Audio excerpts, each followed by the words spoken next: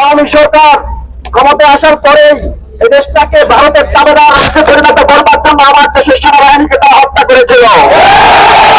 আমার দেশকে ভালোবাসে, আমার দেশকে বিশ্বের মানচিত্রে মাঝে উঁচু করে দাঁড়াতে চায়, দাঁড় করাতে চায়, সেই সমস্ত নেতৃবৃন্দকে তারা মিথ্যা মামলা দিয়ে ফাঁসিতে ঝুলে হত্যা করেছিল। আমরা তাদের শাহাদাতের কবুলিয়ত কামনা করছি।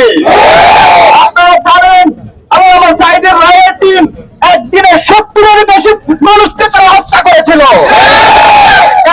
13 সালে হেফাজতের প্রোগ্রামে নির্বিচারে গুলি চালিয়ে পাখির মতো মানুষকে তারা হত্যা করেছিল। তারা বিভিন্ন সময় মানুষকে গুম করেছে। 2012 সালে 4 ফেব্রুয়ারি আমার ভাই হলিউল্লাহ মুখাদ্দাসকে গুম করেছে।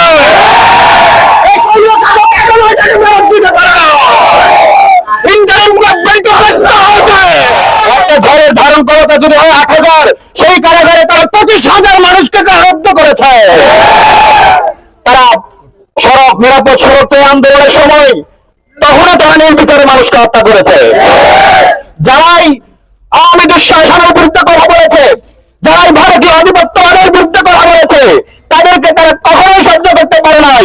হয় হত্যা করেছে, না ওই দেশ থেকে বের করেছে তারা। আজকে আমাদের আনন্দের দিন। আমরা দেখেছি এই হত্যাযজ্ঞ চালানোর পরেও তারা কখনো লজ্জিত হয় নাই। শুধু একটা ডায়লগ আমরা দিতে শুনেছি, স্বজন হারানোর বেদনা আমরাও বুঝি। এই ডায়লগ দিয়ে আপনারা 15টা বছর পার করেছেন। আমরা স্বজন হারানোর বেদনা বুঝি, এজন্যই রাজপথে এসেছি।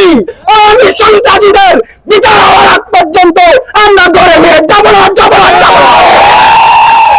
সন্ত্রাসীদের বিচার নিশ্চিত করতেই হবে। কিন্তু আন্দোলনে প্রথমে নামি নাই। আমরা চাইছিলাম সংস্কার, ইনসাফপূর্ণ অধিকার, কিন্তু আপনারা আমার ভাই আবু সাইদের বুকে গুলি চালিয়েছেন।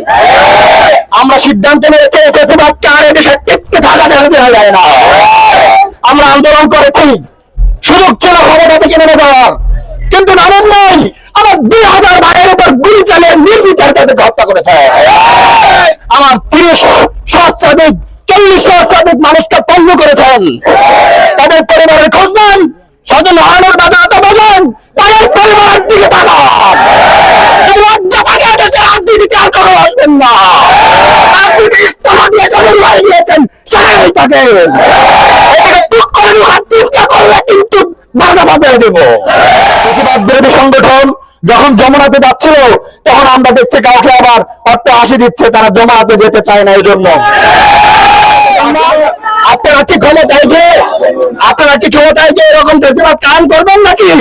আমরা ভয় পান? আমরা যদি ক্ষমতায় যাই আর ফেসিবাদ কায়েম করি, তাহলে তো আমাদের কয়ভাবে নিষিদ্ধ করবে। সেই ভয়টা বাংলাদেশের মানুষ এগুলো বোঝে। ভুলভাল বুঝিয়ে আন্দাজি নেগোসিয়েশন করে ক্ষমতায় আসবেন আর দেশের মানুষকে আমার দাসে পরিণত করবেন। বাংলাদেশের ছাত্র জনতা কখন মেনে নেবে না। তাই এখনো সুযোগ আছে। ছাত্রদের কাছে আসুন, ছাত্রদের অধিকারের পক্ষে কথা বলেন, দেশের মানুষের অধিকারের পক্ষে কথা বলেন, দেশের মানুষকে ভালোবাসুন। যারা রক্ত দিয়েছে তাদের পাশে দাঁড়ান, শুধু ক্যারিবাজি করবেন না। বাংলাদেশ একটি ক্রান্তিকাল মুহূর্ত অতিক্রম করছে। এখন সময় দলমত সবকিছু ভেঙে গিয়ে দেশের কল্যাণে, স্বাধীনতার জন্য, সার্বভৌমত্বের জন্য দুর্ভেদ্য প্রাচীরের মতো দাঁড়ানো। আপনারা কি পারবেন প্রাচীরের মতো দাঁড়াতে? আপনারা সজাগ থাকেন, কোন কচক্রী মহল এদেশের পথকে হারাতে পারবে না।